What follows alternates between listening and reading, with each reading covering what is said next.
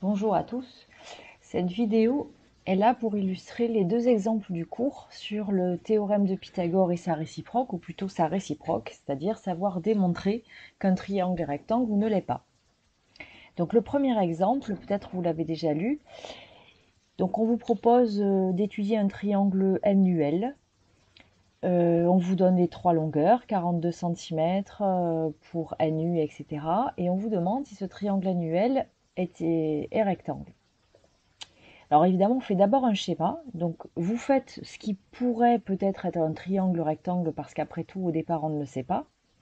Et surtout, on identifie parmi ces trois longueurs laquelle est la plus longue, à savoir Ln. Donc on place en priorité L et N parce que s'il était rectangle, eh bien ce serait Ln l'hypoténuse. Donc on met le dernier point, U, et enfin on met les trois longueurs, 62, 46 et 42, peu importe que vous ne mettiez pas l'unité sur le schéma.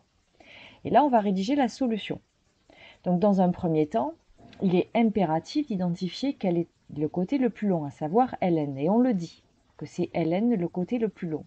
Vous calculez séparément, du coup, comme pour les équations, quand on vous demande de démontrer qu'un nombre est solution d'une équation, vous ne l'intégrez pas dans l'équation, vous calculez chaque membre de l'équation et vous regardez à la fin s'il y a égalité. Ben là, c'est pareil. Donc, vous calculez ln au carré et lu au carré plus nu au carré. Donc, en avant, d'une part, ln au carré, c'est 62 au carré. Vous rentrez à la calculatrice, ça vous donne 3844. D'autre part, vous calculez la somme des carrés des deux autres côtés, à savoir lu au carré plus nu au carré. Donc, vous dites que c'est bien 46 au carré plus 42 au carré.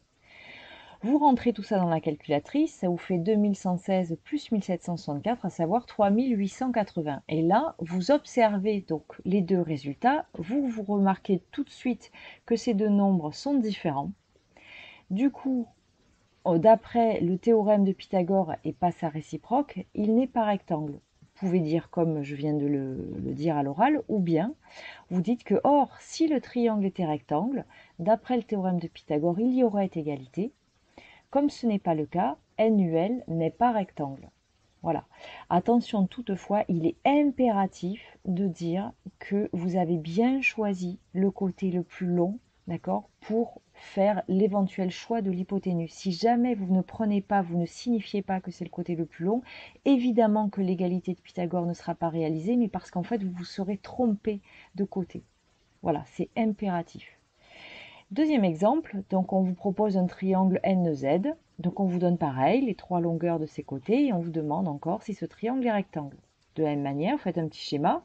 Vous faites plutôt un triangle qui ressemble à un triangle rectangle, et vous placez d'abord, c'est ici la longueur la plus grande, à savoir NE.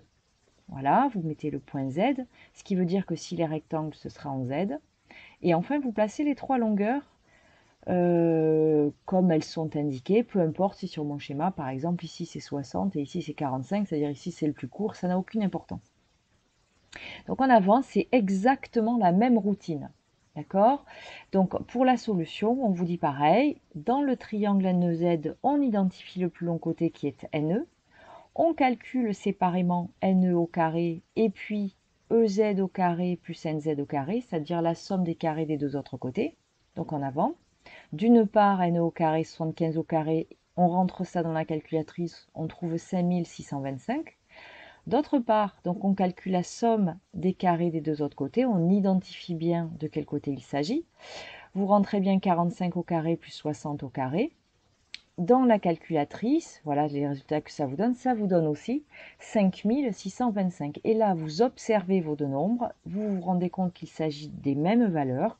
Du coup, on constate qu'il y a égalité, à savoir NE au carré est bien égal à EZ au carré plus NZ au carré. Du coup, d'après la réciproque du théorème de Pythagore, et ça il vous faut le dire, que c'est que vous avez identifié que c'est la réciproque du théorème de Pythagore, le triangle NZ est rectangle, et n'oubliez jamais de préciser en quoi il est rectangle, à savoir en Z. Cette vidéo est terminée, à bientôt.